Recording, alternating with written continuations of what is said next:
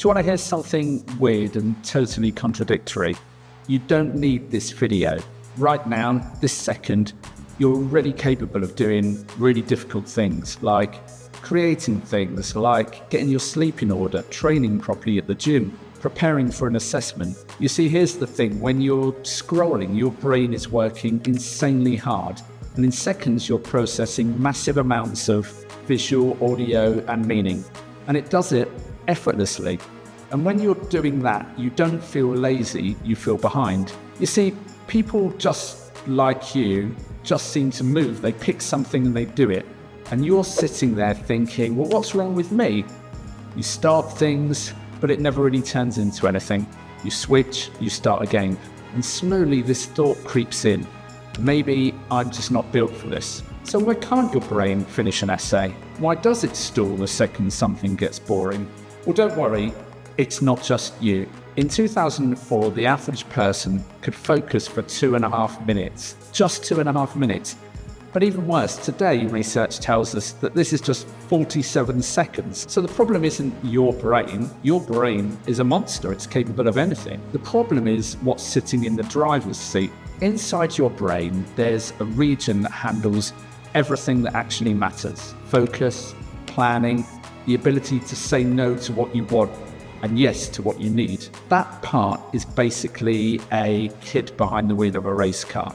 You tell it to focus, but it just won't follow your orders. You tell it to sleep early, and it does everything but. And you try to stay consistent, and it just doesn't happen.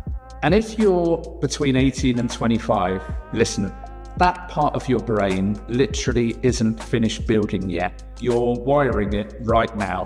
Every 47-second cycle is shaping it permanently. Now, here's where it gets trickier, because even the little control you do have is being drained. Think of yourself like a battery bar in a video game. You wake up and it's 100% if you're lucky. But then every distraction drains you bit by bit. If you've got a bad sleep, you can minus 60% to start with. 15 minutes of scrolling, minus 20%. Stress that you're holding in, minus 30%. And if you do it every day, that control center literally shrinks. By noon, most people are practically empty. They think it's laziness, but the battery is just dead. And while your battery is at zero, someone next to you is full. Same class, but their brain is actually there whilst yours is buffering. You start a book, drop it. Start a course, drop it. Learn AI, drop it. Over time, you become the person who has ideas but never executes them. But your brain isn't broken, it's just been trained wrong. And the same system that wired it for distraction can wire it back for focus. The American neuroscientist Andrew Huberman put it like this: we've raised an entire generation inside distorted mirrors. But you can step out. And people who do, they all say the same thing. It's like coming out of a fog. They look around and go, oh, this is fine. And it's 3 steps. That's all it takes to prompt the change that you might need. GAP, G-A-P, guard, anchor, pause. Now, I didn't learn any of this in school. Nobody teaches you how your brain actually works, how to focus, how to use the machine you were born with. And that's one of the reasons I co-founded IHCL, to build the education that actually prepares you for the real world, not just exams. We teach the things nobody else teaches: how to think, how to build, how to actually use what's between your ears. And there's a link to the college in the description if you want to know more. But right now, let me show you what to do with the brain you already have. Step 1, guard. In one research study at the University of Texas, there were 3 groups who all took the same test. The only difference between the groups was where they put their phones. One group had them on their desk, one had them in their pockets, and another group had them in another room. Now, all the phones were turned off. And you know what? The other room group crushed it. Just having their phone nearby, even with it turned off, made most people perform worse in the test. You see, your brain is running a background process, constantly asking, is there anything on my phone? Do I have any notifications? And that question alone costs you And you know when you think your phone is buzzed but nothing's there, that's your brain hallucinating. 9 out of 10 people get this. So stop fighting it, just move it. Put the phone in another room. One wall literally changes everything. Cal Newport never had a social media account. He says, when you remove the apps designed to trap you, your phone just becomes a phone. So 3 things you can do right now. 1, put the phone in grayscale. Boring, good. 2, kill every notification except calls and texts. 3, put the phone in another room. Do it for the next 25 minutes and see what happens. Now, if you scroll to the comments while I was talking, welcome back. That reflex right there, that's the debuff, and that's what we're about to fix. Okay, so phone's gone. You sit down and the first 10 minutes feels tough, right? Because your brain is restless, it's looking for something. So let's start small. 15 minutes, timer, 1 task. When it rings, stop. Take a break, but a real break, no screen, walk to the window, stare at the ceiling, do nothing. Meditate, have a walk, break that state. And here's the brain hack I mentioned. When you pause, even 10 seconds of total silence mid-work, your hippocampus in your brain replays what you just learned. At 20 to 30 times the speed, your brain is speed running your material while you sit there doing nothing.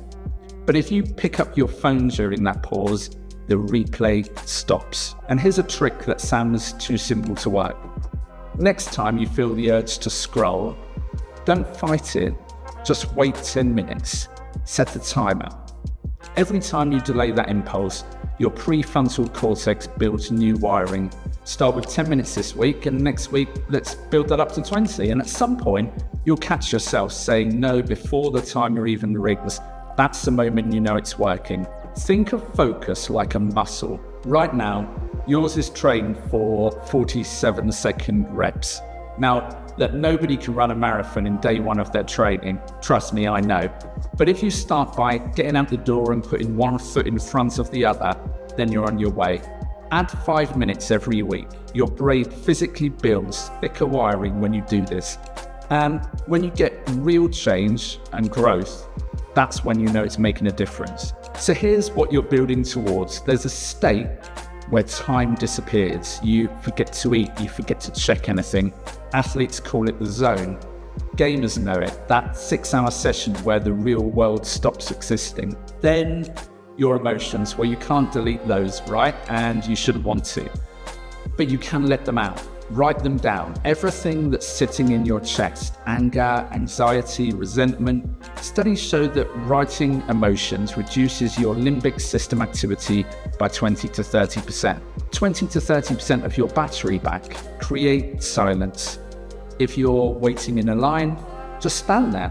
When you're walking, try taking the earphones out. Let's start tomorrow morning. First 15 minutes, let's try this. No phone, just exist. It's going to feel weird, but that's your brain waking up. So here it is, the GAP method. G, guard. Put your phone in a different room, notifications off, grayscale on, make focus the default. A, anchor. 15-minute sprints where you take a break from the screen. Let the replay happen. Delay impulses by 10 minutes and build this up every week. P, pause. Sort your tasks. Do, schedule, or delete. Write out your emotions, create silence, and let your brain ask the hard questions. So pick one, start today. For me, the 15-minute timer, often called the Pomodoro technique, is an absolute winner, but I also would be lost without a good old-fashioned daily to-do list. But listen, the tasks don't do themselves, right? So detaching myself from my phone really is key when I need to do deep work. Your brain is the most powerful machine on earth. The only question is, who's driving? Right now, it could be a child behind the wheel, but you can take over. 15 minutes, that's where it starts. And look, if you made it here without checking your phone, you're already winning.